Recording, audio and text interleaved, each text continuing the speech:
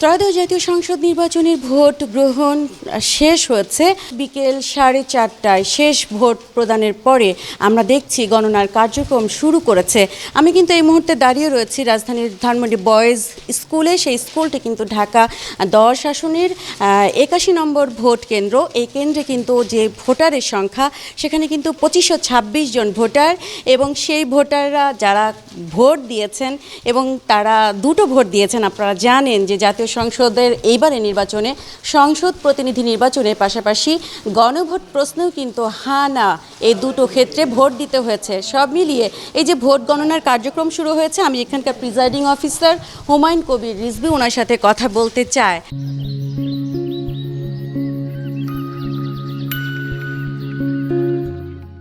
হ্যাঁ ভোট এবং সংসদীয় আসনের ভোট কিভাবে আপনারা আলাদা করবেন যদি একটু বলতেন। আমরা সফল গণভোট আয়োজন করতে পেরেছি এবং ত্রয়োদশ জাতীয় সংসদ নির্বাচন সফলভাবে সম্পন্ন করতে পেরেছি। বিশাল কর্মযজ্ঞে আমাদের মধ্যে বৈদেশিক পরিদর্শকও আমাদের মধ্যে উপস্থিত আছেন, যেটা আমাদের এই নির্বাচন কার্যক্রমকে আরও পরিপূর্ণ এবং সুন্দরভাবে প্রস্ফুটিত করেছে বলে আমি মনে করি। এখানে দুটো ভোট, তো একটা হানা ভোট এবং সংসদ নির্বাচনের যে ভোট, সেটা কিভাবে গণনা হচ্ছে? গণনা করা হচ্ছে আমাদের যেহেতু সেম ব্যালট বক্সে দুইটা ভোট হচ্ছে, একটা হচ্ছে গোলাপি কালার, একটা সাদা কালারে। কালার দেখেই প্রথমে আমরা সর্ট আউট করতে পারি, সেই চেষ্টা আমরা দেখছেন যে যেটা গণনা করা হচ্ছে, অবশ্যই আমরা সেটা গোলাপিগুলো সর্ট আউট করছি।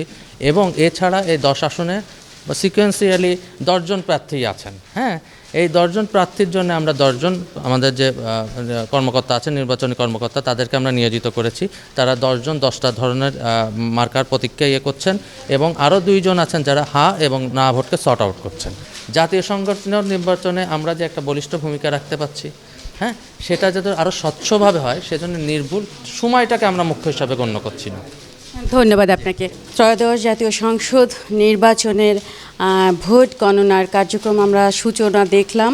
এরপরে দীর্ঘ সময় বা যতটুকু সময় লাগবে তার প্রেক্ষিতে হা কিংবা না ভোট, এবং একই সাথে জাতীয় সংসদ সদস্যদের নির্বাচনের যে ভোট, সেইটার প্রেক্ষিতেই কিন্তু টোটাল একটি ফলাফল আমরা দেখতে পাবো।